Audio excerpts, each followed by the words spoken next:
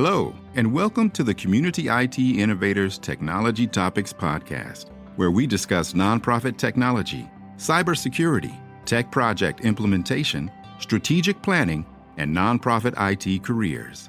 Find us at communityit.com. Great. So which of those things did you want to talk about?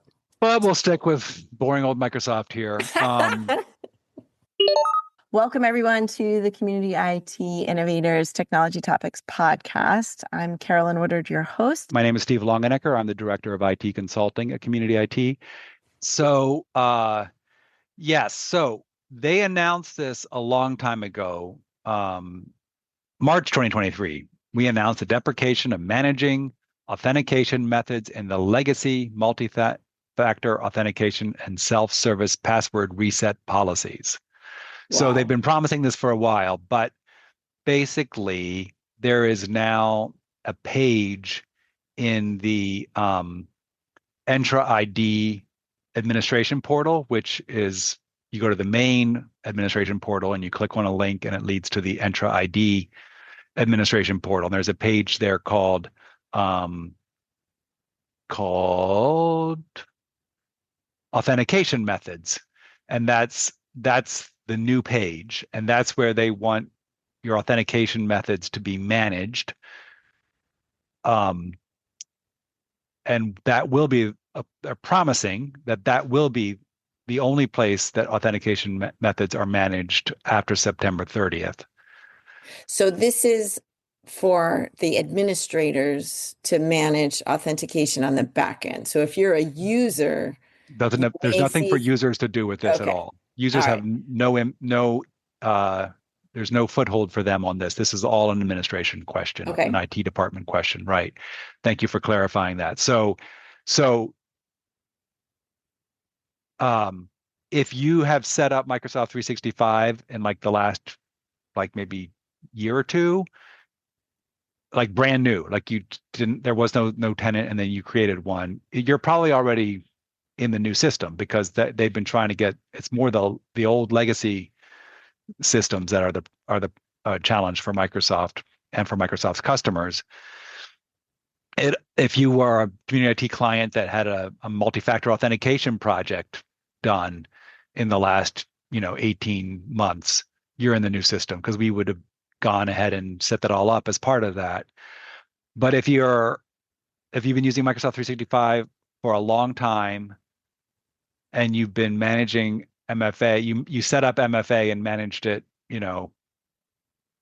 3 years ago, 4 years ago, and haven't paid any attention to it since, this will impact you. And that is assuming that Microsoft follows through and actually pulls the trigger on September 30th with what they're saying they're going to do. I'm not sure. I feel like it's 50-50 that they'll delay at the last minute, they'll make an announcement sometime in August to say, we're going to give our customers have expressed a need for additional time to plan for this change. So we are extending the deadline. This will now go into effect, April 30th, 2026 or something like that. That's not an unusual way for these things to go, because it's a big change. Yeah. But either way, you probably want to get going on this. Well, you should get going on it. They are going to have to put everybody on this one. And 50-50 is not 100. So you should be planning on it until you hear otherwise. You should be planning on this happening on September 30th. So if you set it up a long time ago and it's all in the legacy settings, those legacy settings are still there. And will be there until September 30th. And they might even be there afterwards, but they won't be with a sign that says you have to go to the other page. This is no longer applies. This is just vestigial at this point. So and you might have set up, in the old days, you might have said, well, all right, what are the methods that I can choose from? I could allow my users to use SMS, which, a text message to their phone number. That would be one way to do MFA, a multi-factor authentication. A second, password, username, password, and then some sort of challenge. So maybe an SMS comes to my phone, Or maybe in the really old days, we would have what's called one-time passcode or OTP, or like, an 8-digit code. And banks Uh-huh. still do this. Banks are so far behind, it's terrible. Uh-huh. But, where you put your username and password in, and then your personal email address is sent an 8-digit code, your Yeah. Gmail address, your Hotmail address, whatever, your AOL address, and you go collect that, copy it, and then paste it into the authentication, and then you're in. Like, this Yeah. is really considered not very good security to use those kind of methods, like text message to a phone number. There's reasons that that's not considered great security. I don't know that it is a highly corruptible method. It's not a Uh-huh. vector that we see actually used much, so it doesn't scare Mm-hmm. me that much. But it Mm-hmm. is, in theory, It's not as something that, safe. in Yeah. theory, it could be exploited. And Mm-hmm. the email for sure. Like, I just feel Yeah. like people's email addresses are not nearly as secured as they Secured. should be, Yeah. right? Like, because how many, like, I get these emails from people Yeah. that I'm vaguely associated with, that say, I'm in a jam, send me gift cards. And I'm like, Uh-huh. oh, this person Or just anyone, got I their, read anyone who has a Yahoo account still, like those are up on the just dark web everywhere. right. Like they've been Don't, hacked so many times. Yeah. right, exactly. So we definitely don't like the idea of our clients using emails to personal accounts as a way to Mm-hmm. like get in. So these days we're telling everybody you need to use, like, in the best situation, if you want to be most secure, and certainly if you're an IT person or a finance Executive person, director. executive director, then you should be Mm-hmm. using what's called um, phishing resistant MFA methods. And those could be like little USB keys with a button on them that you plug into Mm-hmm. your computer. That's what Community IT has for its password database. Mm-hmm. Or Windows 11 Hello, or I should say Mm-hmm. Windows Hello for Business, which is typically on Mm-hmm. Windows 11, is considered to be phishing resistant. Where you What either are use a PIN passkeys? code. Like And I see passkeys, passkeys a yeah, lot. Yeah. passkeys are the other area, and that's where um, I believe I'm a little bit out of my field on this, but I believe it's like using some sort of like certificate Yeah. relationship, Like a with the phone, biometric plus a picture or something like that. Yeah. something, yeah. So anyway, what this new authentication methods page in the Entra ID admin portal starts out with is basically, it's like nothing's enabled except Mm-hmm. for that email one-time passcode is Mm-hmm. enabled, which is like not even a secure, in our opinion, a secure method. And otherwise, nothing is enabled. And so in the worst case scenario, your users are mostly using SMS as their multi-factor authentication. You do nothing. On September 30th, Gonna send them an email. suddenly SMS is no longer available because it's not enabled on the Uh-huh. new page by your IT department's administrator. And but Microsoft has followed through on their promise, and they're ignoring the legacy Yeah. configurations, and they're only using this new page. And so the only thing that works is the one-time passcode to the personal email address, which, might be out You of may or date, may might not never have an have ever email in set it there. up. Right. Yeah. That it depends on the situation. And So then you're you would saying that it's basically not have going to a roll problem. over. So the systems for MFA that you allow now after that date in September will not automatically be allowed in the new system. That is not what Microsoft, yeah, that is not Yeah, the mic. I feel like Microsoft could have chosen to do that, but they have but they not did. chosen to do that so far. And I think if I were to, like, either that's technically challenging to do that, or they're not that excited about their customers using SMS Right. The or whatever. security And so of this is just, an yeah, opportunity to like push everybody to, like, you know, not have eyes on not it use those methods, right? Potentially. Although it is possible to enable it in the new in the page. new page. Yes. We don't recommend enabling it in the new page, but it is possible to. So if you're, and I think some of Community IT's clients will fall into this boat, where they really feel like they can't deal with the change management of doing anything more than basically going ahead and manually turning on Accepting. the methods that they've already allowed in the legacy in the Mm-hmm. modern or new or whatever Mm-hmm. unified, and then when it gets switches by Microsoft, nothing, the It'll users still, won't yeah. experience any change. Um, the other wrinkle on this is that in the currently or in the legacy systems, the methods and rules for authenticating, logging in, are different than the methods and rules for resetting your password. So Microsoft for a while has had what's called self-service password reset, or SSPR, Mm-hmm. where you can, when you go to log in, there's a little link at the bottom that says, I forgot my password or something like that. And you can click on that. And then there's a variety in the legacy system, a variety of ways that that can be configured. You could like have registered a personal phone number and a personal email address, and the administrator could say, those are the two ways that we'll let you reset your password, but you have to do both because we don't Mm. trust either one that much. But if we can get you to, if both are successfully, cleared, we can trust you that you're the person you say you are and you are welcome to reset your password. But that's all out the window when when you like those legacy methods are also going to be replaced by this new unified thing. So, and that particular page even has like security questions. It's one of the ways to reset your password. You can set, that's another thing that Sure. banks do, right? Like Yeah.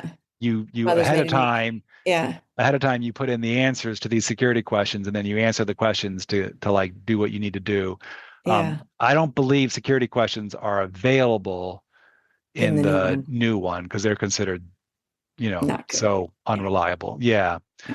So long story short, this is something that if I were uh, in charge of a organization's IT department, or had some responsibility for it, or just, you know, needed, I want to make sure my IT department's attending this, I'd make sure that there's a plan for this. Yeah. The ideal plan of action is to go to this new page and enable just the best practice authentication methods, which are, I started to list those FIDO2 keys, Windows Uh-huh. 11 for Business, which is not listed, but is included in that same The mechanism of hello. the FIDO2, Uh-huh. yeah, the Windows Hello, yeah. And, generally we would say at this point, even though it's not phish resistant, for, you know, regular users that don't have like financial system control or IT system controls, probably just the Authenticator app, where Uh-huh. that's a separate thing that you enable, but you can enable that, and then that would allow users to set up the Authenticator app on their phone, and then basically when they get prompted to type in a number, a two-digit number, 64 or Yeah. 72 or whatever, and then hit confirm, and then they're Yeah. allowed in. That method is not phishing resistant. You can be tricked into like letting someone into your account um, with that method, because if someone sends you a bad link to something and you think you're logging into Yeah. Microsoft, and you are actually logging into Microsoft, but you're logging into Microsoft through the bad Through them. people's, That's the attacker in and the they're middle, stealing, right? attacker in the middle. You Yeah. got it. You've heard me give that spiel before. But for So regular staff, for regular that staff, we feel like if you're giving them trainings about how to spot that mm, phishing emails, and you have systems in place to like catch when suddenly someone starts logging in from a weird location. hmm We like, that's tooling that we use for our clients. It costs a little bit of money, but it's to our mind worth it. Suddenly hmm someone starts logging in from, an odd location. hmm It'll raise flags and so forth. So, if you have those layers, then, maybe Microsoft Authenticator is a reasonable balance between security and accessibility, because certainly staff don't love having to worry about a little USB key, and plugging that into the computer. Like that is a pain. hmm And so the Authenticator app no one is hardly anywhere ever without their phone within Yeah. arm's reach. Like that's just the way we live now. So the Authenticator app has that going for it, whereas the FIDO2 key, when you need it, might not be In your on pocket. you, and then Yeah. you find that incredibly inconvenient, even if it's just a matter of like walking downstairs to the drawer where you keep your keys and Yeah. grabbing it, walking back upstairs. It's like that sucked, so Yeah. so Well, and that's for why change we say, management, yeah, often you're trying to keep the new system as close and convenient to what it was. So if people right, are already used to using the MFA application, then right. you would, if it's possible to let them keep using that, that will Yes. lessen the It's and we change think difficulty. that's okay. But maybe this is the chance to not enable SMS Yeah, on the new system, or to not email. enable email one-time passcode on the new system, and therefore, so there is some potentially you could do some change management here where you're like, hey, everybody, maybe at a staff meeting, you need to make sure Yeah, you set up Authenticator on your account. yeah, um, there are ways to get reports on who's set that up, and who hasn't, and so forth. Those reports are not entirely reliable. Technically, they're reliable, but our practical experience is that we've seen situations where it looks like everybody set up Authenticator on their phone. We complete it's called a migration. We yeah. complete the migration. Now everyone, the organization is only using these authentication methods that don't include Uh-huh. SMS. And then we have someone who's been using SMS, you know, to get in. And Sure. we tell them, well, it looks like you also have the Authenticator app set up. And they're like, I don't know what you're talking about. Uh-huh. And the reason is because they set it up, they set it up on an iPhone that they got rid of 3 years ago, Yeah. and it's still And they never registered. used it. Yeah. They used Or it they don't use then, it. but Yeah. they don't use it now. And that Yeah. phone's, the Yeah. battery's gone, and or they Yeah. don't even have it anymore. They gave it to Yeah. their kid who, wiped it, Isn't and logging on to work. well, no, they, Hopefully. if you gave it to your kid, you hopefully would wipe it so that the Authenticator app's gone. But it's still, Microsoft thinks you still have it Thinks because you can still you do it didn't that tell way. them, right? So that's the That place makes where the sense. report can fail you. So it is kind of like, to our mind, worth getting in front of people in a staff meeting and say, everybody needs Yeah. to make sure that the Authenticator app works. Here's the best way If to you do need some it. help, here's how you do it. Yeah. Yeah, yeah. So Can, and if you can, do that, then this is not necessarily like the worst thing in the world. Like this is, yeah, this could be a you'll couple catch hours them. of work for an IT department, and like maybe a little bit of work for a few users. Yeah. Um, but if everyone's using SMS now, and the organization's very resistant to change management, and Mm, you know, it's going to be more then work. it might be either more work, or you give up and say, we're going to tackle that later. We're going to go ahead and enable SMS in the new method. Hmm. But you can't do nothing Yeah. unless Microsoft delays Yeah. again, which is not something that we know about yet. And just to wrap up, I think what I heard you say was that you can do this right now. The new page exists right now. So you could Yes, go in this is and something that has been you've got a available couple to months, do. That's do right. it. We could have done Yeah. this and plenty of clients have done this already, Yeah. presumably, because they've been Yeah. talking about it for a while. Yeah. We're bringing it up now because like we're in the home stretch. This is Yeah. supposedly imminent, and we probably really do want to, start, you know, saying, hey, but to that point, like that's why I won't be shocked at all If they if delay. Microsoft announces that, not that they're giving up, but that they're just going to postpone it for Yeah. 6 months, 9 months, something like that, because that's not atypical for them, you Yeah. know. Yeah, they don't That want to makes like screw over all their customers. Well, and if they're finding that getting close to this deadline, they have a lot of questions coming in, or people who are like, I'm Exactly. the administrator, but I haven't done this yet, then they might take pity on those of us who are Right. haven't done Yeah. it yet and extended a Yeah. little bit. So Yeah. That's sounds something like that it's works. something that your IT director needs to know about. If they haven't talked with you already, if you're like an executive director or CFO or something, and you haven't heard anything about this, maybe just check in with your IT person Yeah. or your Could be that it's outsourced already IT. done. Could be that Mm-hmm. like you didn't even notice, but Yeah. or it could be that they said, but Yeah. if Just no one's check. attending to it, that would Yeah. it'd be a good time to finally, and if no one has been attending to it, there's time, Yeah. but it probably is about now that you should be taking it seriously. All right. Yeah. Sounds All good. right. Well, thank you so much, Steve. Sure. Yeah. Community IT does these free webinars and podcasts for our community, and we love sharing our knowledge and experience. If you have more questions or are having trouble with your IT at your nonprofit, please get in touch with us on our website, www.communityit.com, so we can start a conversation or schedule an assessment. Downloading any of our free resources there will get you signed up for our webinar reminders, and you can attend our next webinar in real time and ask our experts your own questions. If you love podcasts, please subscribe and leave us a rating to help others find this leadership resource for nonprofits.